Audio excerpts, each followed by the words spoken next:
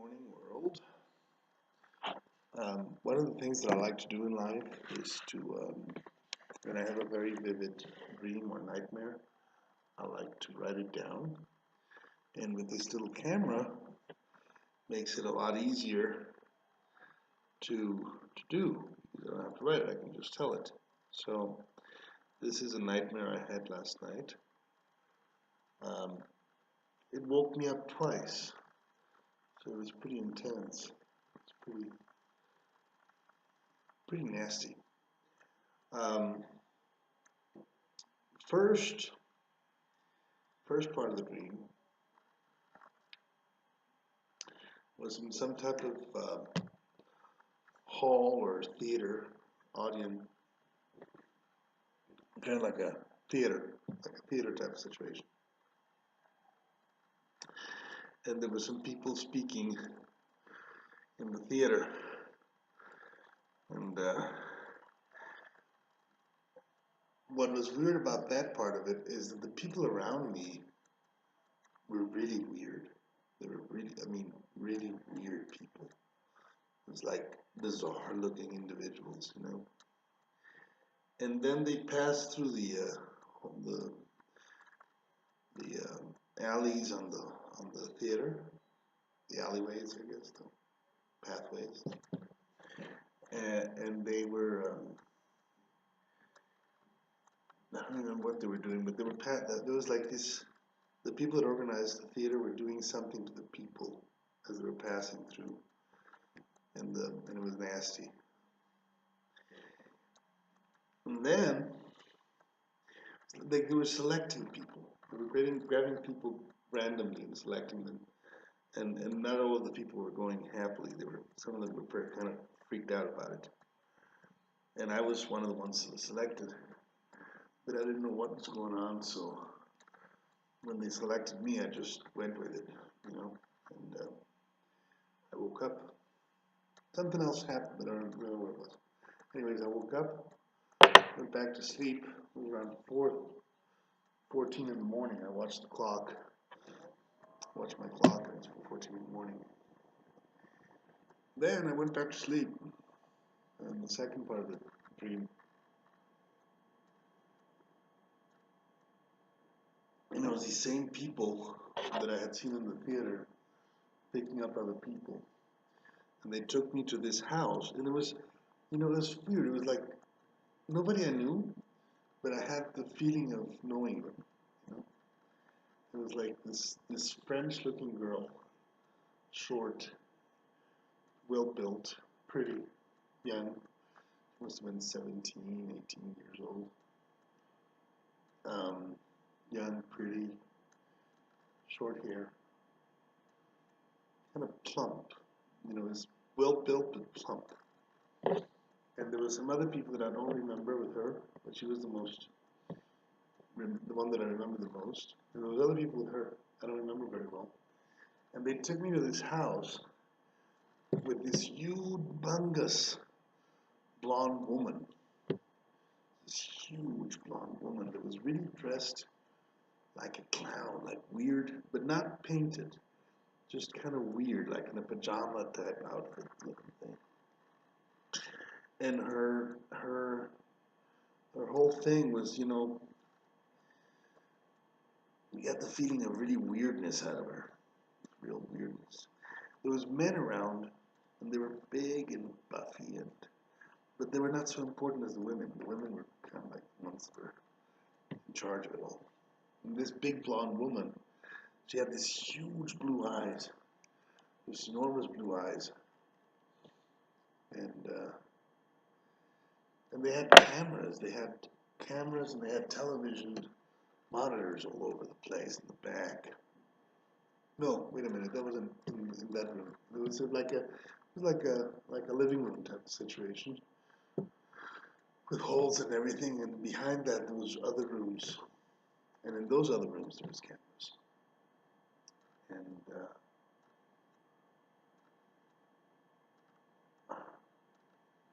so there was about 4 people there, and one of them was this really nasty-looking, skinny guy, like this really old, hook-nosed, nasty-looking, skinny guy.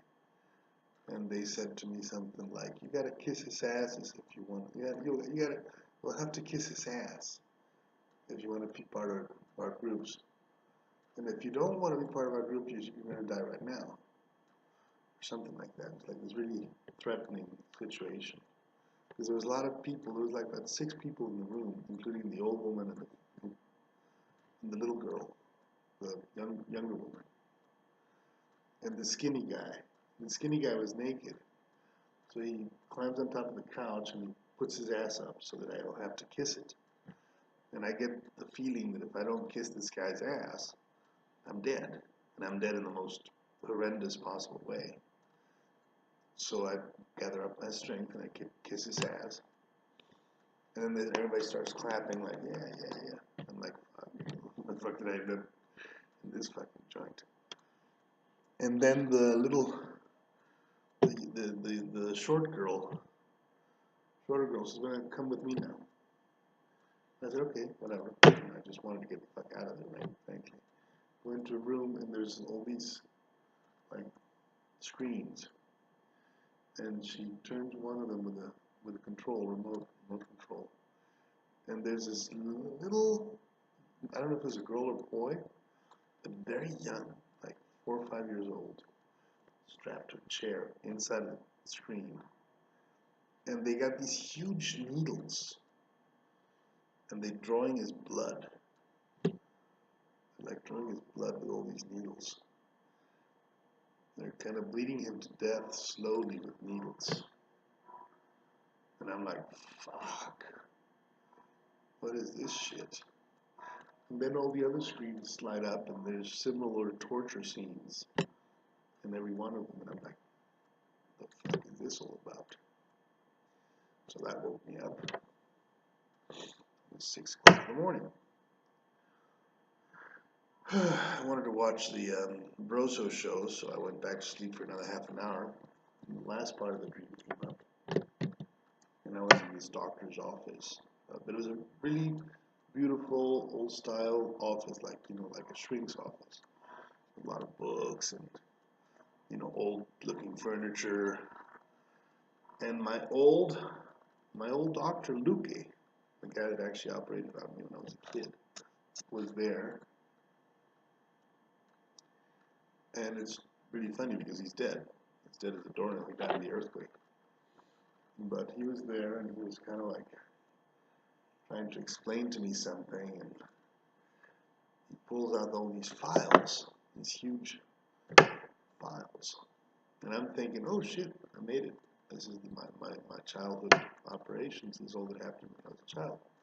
It's really cool, right? But as I open them, they're just catalogs for Walmart and Kmart. I'm like, what the fuck? I'm really disappointed because I wanted to, I've been wanting to get my medical files from when I was a child. They got destroyed in the earthquake in '85, so they don't exist. There's no medical records of what they did to me as a child. And I was really excited about getting them, and I opened them thinking these are the files, and they're just, Walmart catalogs. Walmart catalogs. So that woke me up, and that was the third part of the nightmare. During the time when I was in the room with the screens, watching all these tortures in the screens,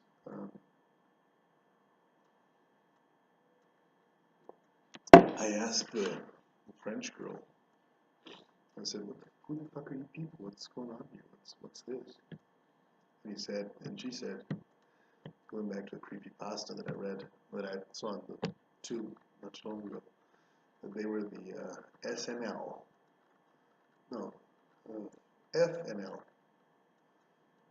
fun at any expense or something like that. It's like it's a creepypasta that goes back to a creepypasta called one of the Strauss Ransack creepypastas that is called Daisy's Destruction, about this group of people that torture children and they put it on snuff films and the internet, the deep web.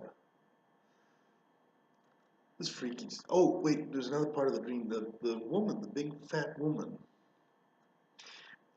Two more parts of the dream that are coming back to me. First of all, in the theater, when I was in the theater, I guess a lot of those people were dead.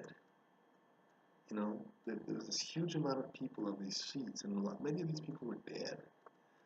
And I was afraid they were going to becoming zombies or going to animate themselves or shit. But there were actually many dead people there. There's one part that I forgot to tell. Second part is when I came out of the room with the videos of the tortures, the big fat woman, her eyes were dead. One eye was going one way, the other was, and her eyes were, her body was animated, she was moving, but she was definitely dead, too. It was like a zombie type thing. Really freaky, nasty, fucking up dream. And it woke me up 3 times, and it followed, which is really weird. Now, I like to recount all my dreams because, you know, the dream world is just important as the real world. Many people don't realize that. It takes precedence sometimes with the real world. All the subconscious shit that is going on. But this dream really freaked me out. It's a freaky dream. Nightmare.